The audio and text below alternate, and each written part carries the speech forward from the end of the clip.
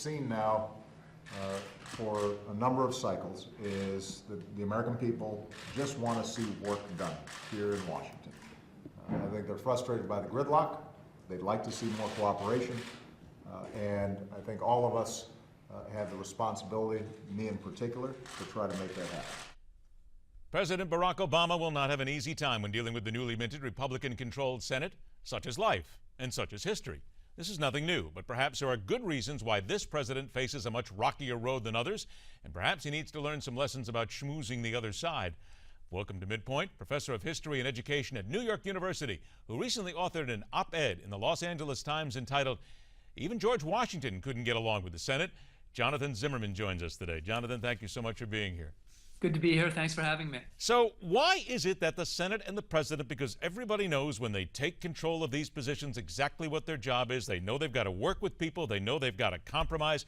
Is it just ingrained in our DNA at this point that it's all just a war, put on the gloves and start hitting people, figuratively? To a degree it is, and I think it's ingrained in our Constitution, because remember, the president's the chief executive, he's the commander-in-chief of the armed forces, he obviously signs and vetoes legislation, but the Senate advises him and has to, he's got to consent regarding treaties and also has to approve his appointments. And both of those features and lots of others have always been in contention because in some ways the Constitution puts them in contention. Where was it worse in history then? Let's go back maybe the 40s, the 30s, even back in the 1800s. In your experience and as part of the op-ed, which one did you find was the most acrimonious? Actually, it begins with George Washington. I mean, George Washington becomes president and the Senate proposes to name him, His Majesty. And that was his, if you will, his romance period. And it lasted only a couple months because he had incredibly acrimonious relations with the Senate. He set up a commission to negotiate a treaty with the Creek Indians, and he presents this proposal to the Senate. And the Senate says, listen, we need some time to consider and deliberate this. And George Washington says, no, I need to know now. And immediately senators start writing in their journals that he's trying to take away their power, he has his foot on their neck, and then later they rejected one of his appointees for a federal position.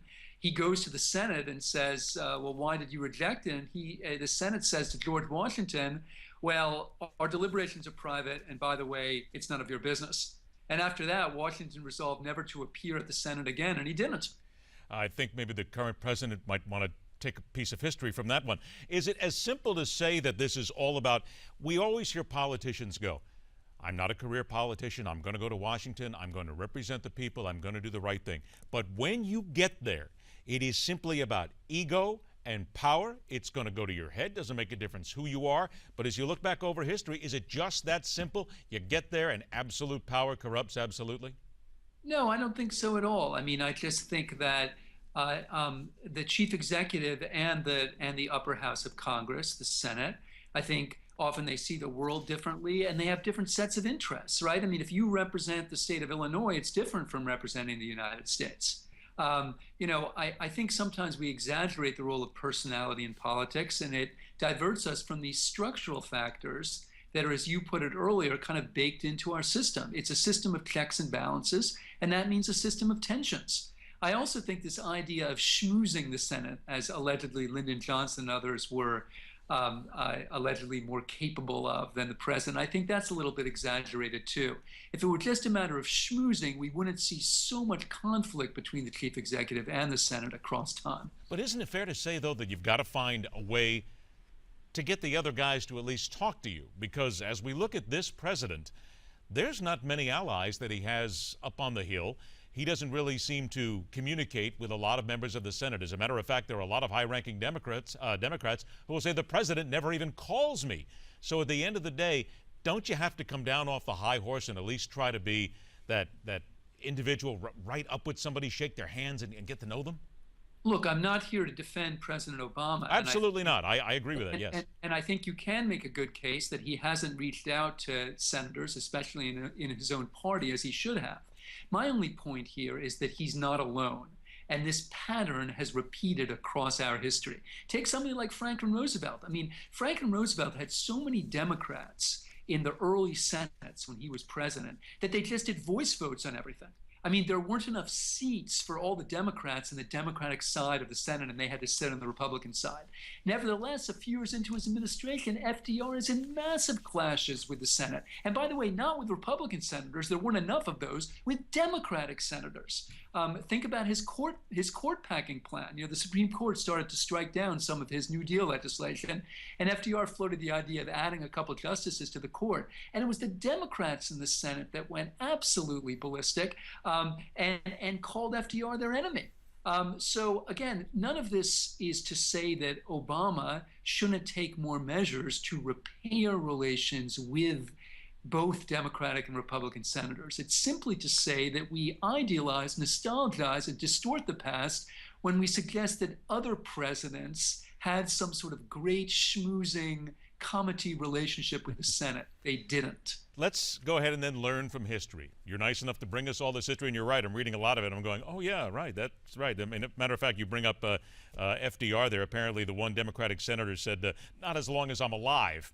What do you think? One Democratic senator, they said, FDR is his own worst enemy. And the other one says, no, not as long as I'm alive. So I mean, there was incredible acrimony and vituperation. So what do we do then to learn from history to basically break a little bit of this acrimony and make the government work better? Anything? Well, look, I mean, I think in some ways it's the wrong question. I think the acrimony is part of the system. And I think we should accept it and try to figure out ways that we can create compromises across the acrimony. Not pretend that we're going to be one big happy family and everybody in Washington is going to work together towards some sort of common ideal. Not only isn't that going to happen, it's never happened. It's always been acrimonious. It's always been conflict-ridden. And I think the question is not how are we going to get everybody to like each other, which they're not going to do, even within their own parties. It's how can we try to create common sets of interests that people can work towards, even though they're acrimonious. Common sets of interests are good, and darn it, you just scuttled everything in, because here I thought we were just going to sing Kumbaya and it'll all be fine and everything was going to... Doesn't work that way. Not going to happen. not in this life. Not in this life. Jonathan Zimmerman, a pleasure. Thank you so much for sharing that with us, and a wonderful op-ed in the LA Times. Thank you. It was fun. All right. Back after a short intermission to hear what an architect of Obamacare had to say about stupid American voters. And in the end, why would we not be so shocked, right? Later at 43 minutes after the hour, why you had better care about net neutrality. I promise your eyes will not glaze over when we talk about it this time. It's coming up right here on MidPoint.